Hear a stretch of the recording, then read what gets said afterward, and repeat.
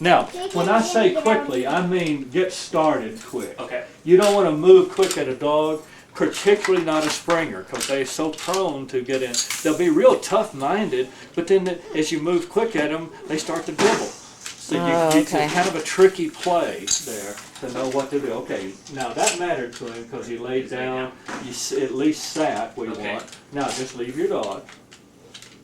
So after correcting them back in there, always stand there for a moment and just let that kind of settle. Let that sink in a little before I put the leash down and then walk back out again. Okay, so. Yeah, I would think you'd be able to use this with the kids. Yeah, if we can jerk on their if necks. the law would only let us. Well, I wonder who that is. Hey, look there at Santa Claus. He's running late. He's got my new Ferrari waiting for me out there. He's watching you. Been waiting a long time for that thing. even Santa's on a 2-year wait list with Ferrari. They don't care about Santa. He's just watching Chris. I want to do one. You can. I'll do this. I'll do this, and you do that. You know, there's a 2-year wait list for about any Ferrari, but it's even longer. You can't even get a Ferrari Enzo unless you're already a Ferrari owner. Really? Jeez. Yeah, they go for a cool $1 million. Oh my gosh. $1 million. I saw a used one advertised on the internet the other day for $1.2 million. $200,000 premium for a used car, more than you can buy a new one for. Oh, you're searching that Ferrari out. I like to look. do more dog trainings. Yeah, I want to own one, but I've got my wallpaper is a Ferrari, 66 GTO Ferrari. Oh, neat. Yeah. So anyway, now this was a one-way boundary. We could train on both sides. Now, one of the things that we talked about earlier was situations that he doesn't handle well. We predominantly use heeling and staying to get him to pay attention and settle down. That works for about anything. Let's just add another little bit to that now. We want, when company comes, that the dog is not going to be here. You're going to put him away somewhere before your visitors arrive. Now when they're in, you go get him and bring him in. That eliminates the door for right now, where it's so difficult to deal with him and he's so excited. He doesn't feel anything when you try to tug on it. So we'll just skip that for right now. We don't want to get too hard on him. Then I'll bring the dog in, I heel him around. I tell my friend, don't pet him yet. Have him sit. Pet him under the chin, not on top of the head. Everybody sit over here, and then you take him and put him on a stay. And then you can let him join in if you want to later. Okay. Now to respect your home, house training, stealing, chewing, robbing off the counters, getting the kids' toys, looking in the trash, separation from temptation, and supervision. To supervise your dog, you have the leash on him. You put him on a ton of downstay time. Sometimes I want you to tie that leash so that if he breaks the stay, he can't get to some target. Because if he's rewarded for breaking the stay first, before you correct him, it's never going to work. Oh, that's interesting. Well, let's talk about that for just a minute. It's a first reinforcement for a behavior that counts. That's the most powerful. That's one of the main tenets of learning theory. So let's say that your dog breaks a stay, you get to the kids, you go correct him. That was a bust. He was rewarded more than you'll ever correct him for. Think about the effect of that rule on stealing. Now, I learned when I was growing up that if you see a dog pick something up, you jump up and correct him. You caught him in the act. But you see, that's not catching him in the act, is it? That's discipline after the fact. It's a double whammy. One, he's already got it, so he's been rewarded for his deed. And two, now it belongs to him. So what a dog has is his. There's no dealing with that. Springers are notorious for snapping at people, taking things away from him. Oh, really? Yes, sir. Huh. So you don't correct your dog for stealing. We didn't correct him for filching out of the trash a minute ago, did we? I threw his leash over there and corrected him for it before he ever got it. Yeah. So he learns that he can't get it. What about right here? What if your dog comes out here? He's been rewarded for violating the boundary by being in the room with us, hasn't he? Well, let's say your dog runs out the back gate, now you get it. Don't give him a big correction. Okay. If you do, you've just taught him to run through the gate, but don't let Daddy catch you. So if he does get out, it's bad dog training. Well, how do we get out of this? I pick up the leash. I give him a token correction back in. So he knows I didn't like it. We don't let it go. But I don't give him a reason to avoid me in the future. But in just a moment, here he comes. I'll catch him on the other side. I'll correct his intention to come out, and then I'll give him a meaningful correction. So before it's happened. Yes. Yes, everything in dog training happens sooner. You give commands sooner. That's hard. Everything lasts long. Oh, it is. I mean, Yes. you just don't think that way. No, it's counterintuitive. Yeah. Absolutely. You think about walking the dog over here and telling him to sit, but he's already jumped on this guy. Always give your command way early. That's going to have to be rethinking and Yeah. training. So, for supervision now, wearing the leash, lots of stays, sometimes tie the leash to support the stay if you think you need to. We haven't had to do that today, but we could. Keep him in the room with you, and it doesn't matter how you do it. You can use boundary line training, you can put up a baby gate with a opens and closes like a gate in a fence. You can close the door, it doesn't matter. But if he's in the room with me, now I can pitch things at him for being nosy, can I? Yeah. In my mind, I have 3 different levels of involvement with the dog. Let me rephrase that. The dog has 3 different levels of involvement with my house. A minute ago, he was just loose with all that stuff, wasn't he? And why? Because we were watching him like a hawk, and we had something ready to pitch at him for checking out the wrong stuff. 2, I'm going to read my book to the kids. I can't watch all that stuff so careful. I'm going to put him on a downstay next to my recliner where I like to read. I add just enough structure to his time to make up for my decreased ability to supervise him. But what if you can't really enforce the stay? You've got a crying, cranky kid, you're cooking, your hands are a mess, you're on a difficult phone call. Well, that's what this is for. Okay? So whenever I can't watch him, I just give him a break. Puppies need naps. They're just like little ones. They get tired. They don't get quieter and sleepier. They get more active, more intrusive, and more fractious. All except this one. He's a good kid. Yeah, you haven't seen him Yeah. yet. Now, you sit right there. I'm going to pull this out from the wall a little bit. There you go. Good job. Okay. So, to train a two-way boundary, we simply train on both sides at the same time. I do sit, okay, sit as before. Start from out there. Let him see the door coming if you have room. Bring him up, sit, okay, sit, back in there again. But then sometimes I could imagine there might be a boundary I don't ever want him to cross. It could be that couch. At my house I have a walk-in pantry and I just don't want dog hair in there. So I take my dog up and I say, Clipper, sit, good dog, walk him away. Clipper, sit, walk him away. Sit, take him away, good dog, take him away. Stop here is the message. I drop the leash, see if he goes to follow, and check him back out if he does. So here with your couch, sit, walk him away, all up and down the couch. And then if he goes to follow and jump up on the couch, you can correct him. Now if I'm on the other side of the room, I'm throwing between him and the couch when I see it coming. Once he gets up there, it's kind of a bust, isn't it? Yeah, so you gotta correct his intention to get up there, if you can. Bunch of keys. If you can. Well, none of us have a perfect timing all the time. Like before. If he does get up there, I don't give him a big correction, which you'd think you'd give him a bigger one, wouldn't you? Yeah, you just tug him down. He'll try to go back up there in a minute because it worked for him. That's when you get him hard. There's someone else there to answer.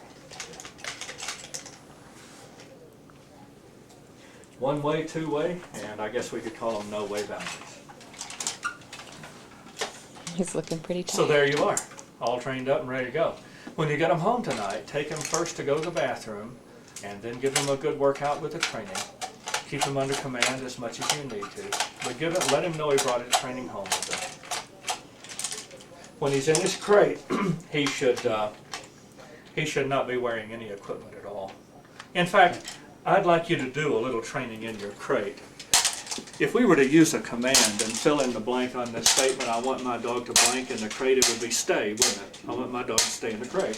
So I'll put the dog in the crate and have him lay down and tell him to stay. Leave a door open. Now the dog gets a chance to say, I don't want to join in, and you get a chance to say, well, honey, I insist, which brings it down to a level everybody understands, doesn't it?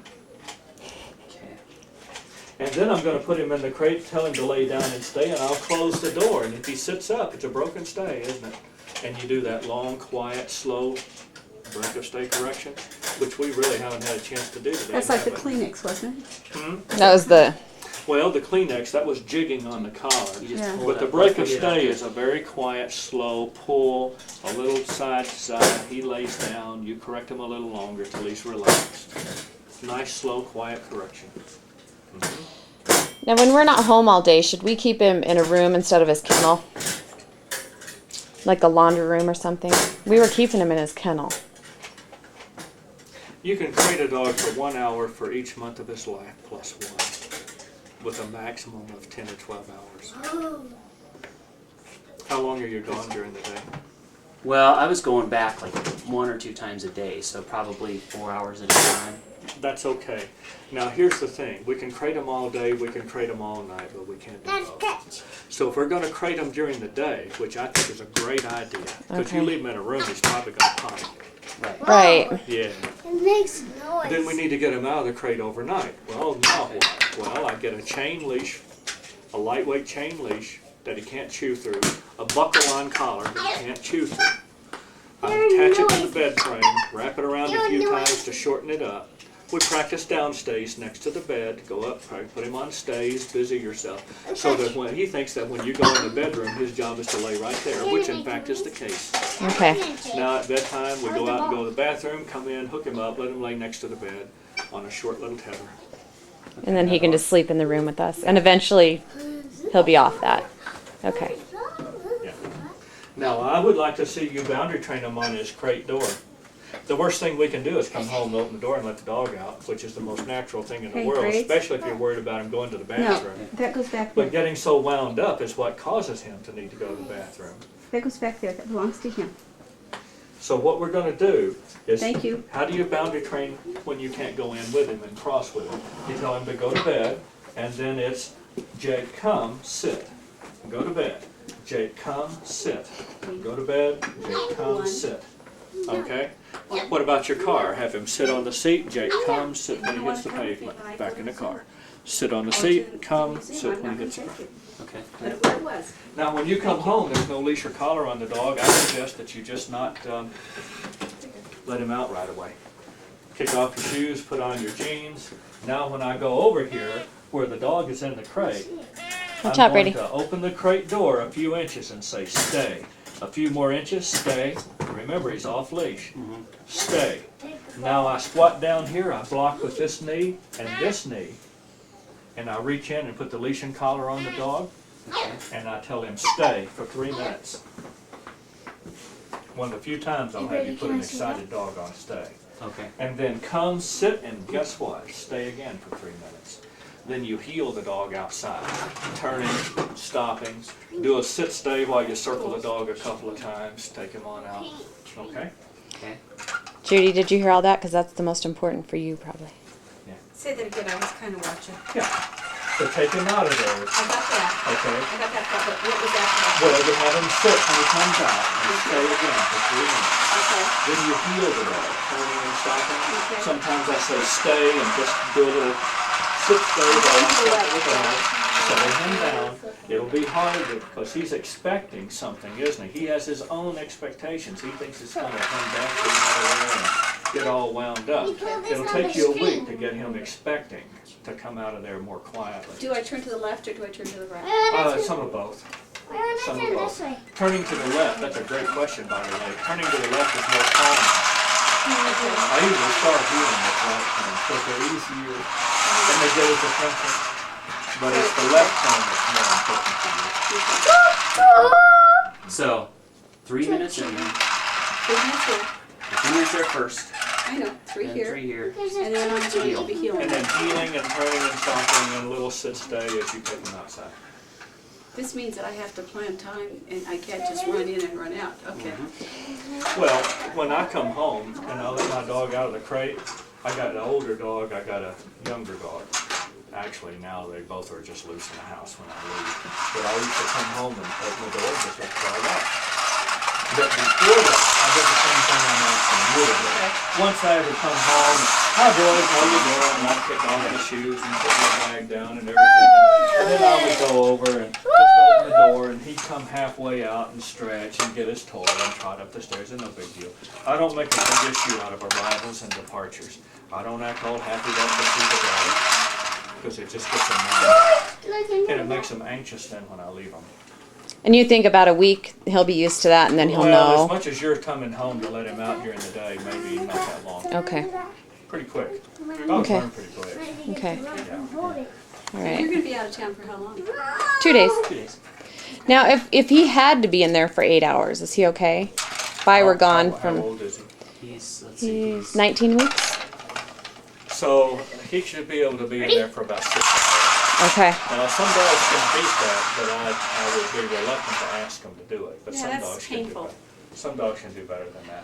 Well, maybe not.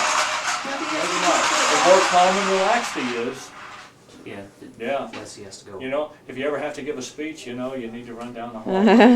You know, feel a little anxious. Yeah. Okay. Now, at what age can we increase it? Just 1 hour for each month of his life. 1 hour for Plus each one. month of his life. Plus one. Oh, okay. Okay, I gotcha. Yeah. So So see, an he's- 8-month-old dog. For some reason, I was thinking of weeks, and I'm like, wow, he could stay in there forever. So, but there's a limit of 10 to 12 hours. Right. And Okay. I've had dogs go for much longer than that without going to the bathroom and apparently not having to be under any distress. They're not built like we are. Yeah.